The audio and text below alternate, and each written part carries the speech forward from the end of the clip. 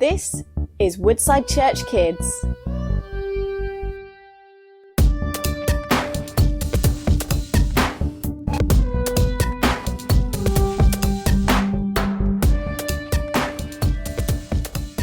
Hi guys, my name is Matty and this is for the kids in Excite.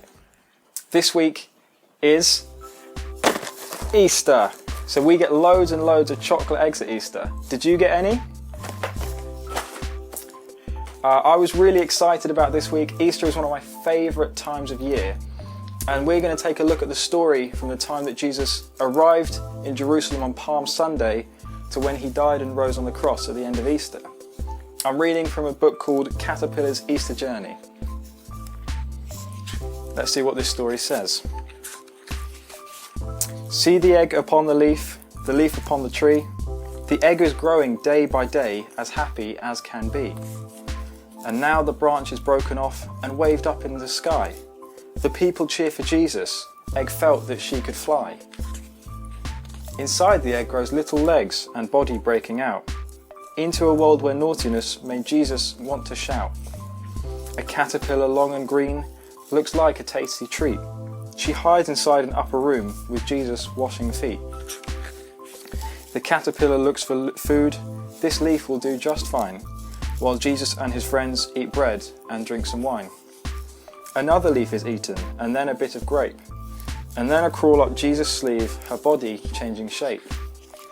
A bumpy ride into the dark, and Jesus left to pray. He didn't seem so happy as he was the other day. Some soldiers came for Jesus, but he'd done nothing wrong.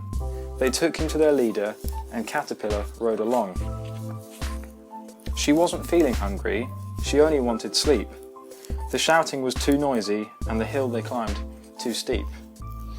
They lifted Jesus roughly on a cross upon the hill. The sun went dark in the sky, and Jesus grew quite still.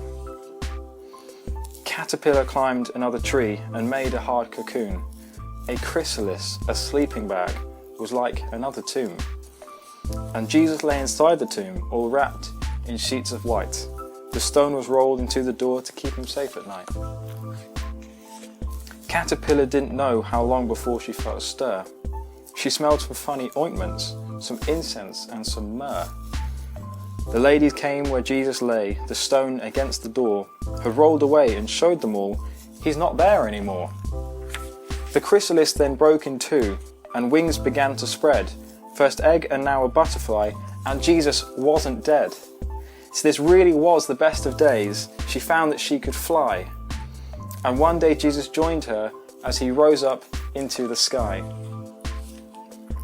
See, this is our Easter story. We go from Palm Sunday, where Jesus is welcomed as a king, to the end of the story where he's killed on a cross and then is brought back to life again. See, Jesus had to die on the cross because of all the bad things that we do that we call sin.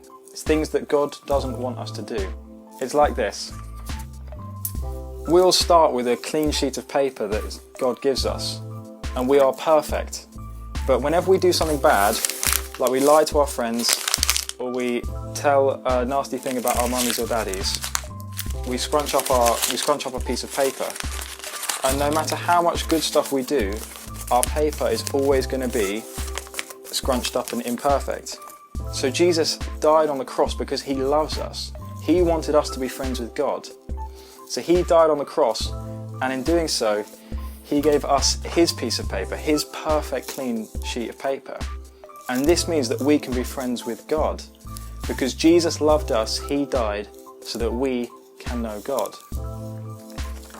See, but we know at the end of our Easter story that Jesus didn't stay in the tomb. Jesus actually rose again on Sunday, on Easter Sunday. And that means that we can celebrate having eternal life with Jesus. We can celebrate living forever and ever with God in heaven, in perfect happiness. That's why we celebrate Easter, and that's why we think Easter is so important.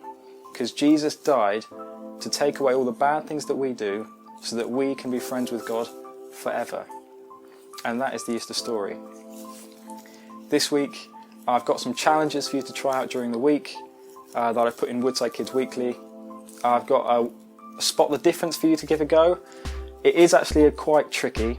So you might want to ask one of your brothers or siblings, or maybe a grown-up, to try and help you spot some of the differences. I did actually ask my mum to help me as well. And I've also got this Trace the Easter egg, so it's got some dashed lines for you to finish up and colour in. And craft-wise, I've got a couple of crafts for you to try. You can either try and make your own cross with things that you've got around the house, or following on from our story, you can try and make a caterpillar or a butterfly out of some of the things you have, like any toilet rolls you might have.